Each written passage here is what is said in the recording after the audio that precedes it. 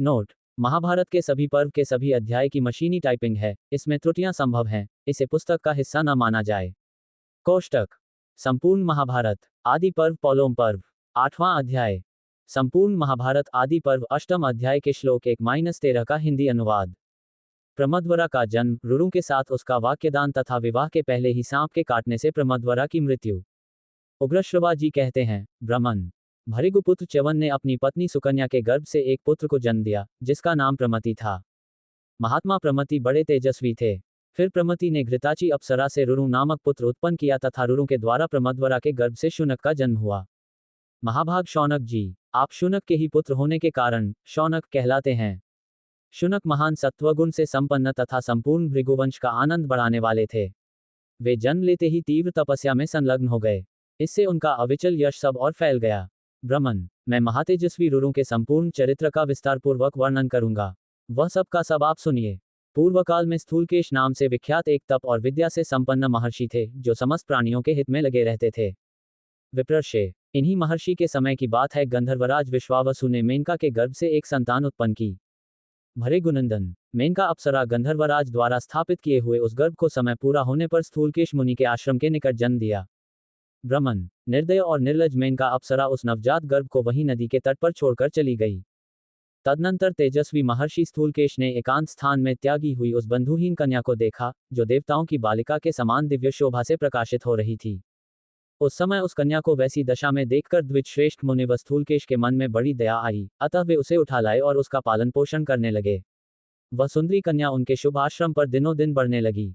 महाभाग महर्षि स्थूलकेश ने क्रमशः उस बालिका के जात कर्मादि सब संस्कार विधिपूर्वक संपन्न किए।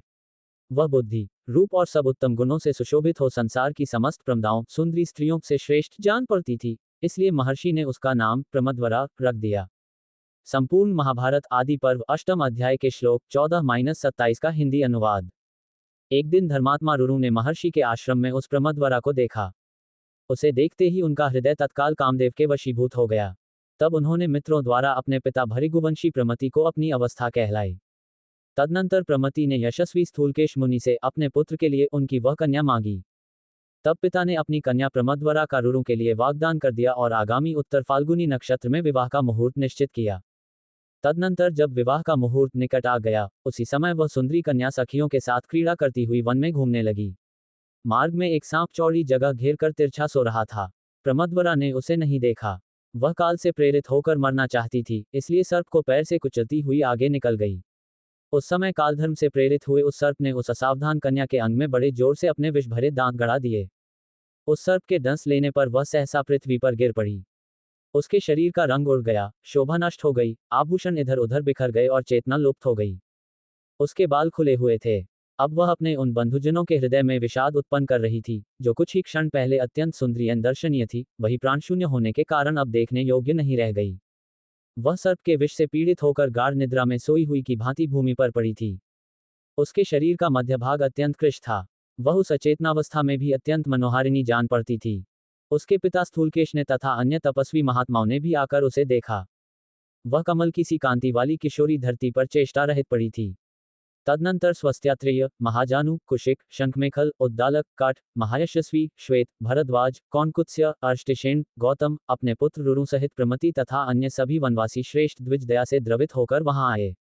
वे सब लोग उस कन्या को सर्प के विष से पीड़ित हो प्राणशून्य हुई देख करुणावश रोने लगे। रुरु तो अत्यंत आर्त होकर वहां से बाहर चला गया और शेष सभी द्विज उस समय वहीं बैठे रहे। इस प्रकार श्री महाभारत आदि पर्व के अंतर्गत पोलोम पर्व में प्रमदवरा के सर्पदंशन से संबंध रखने वाला 8वां अध्याय पूरा हुआ।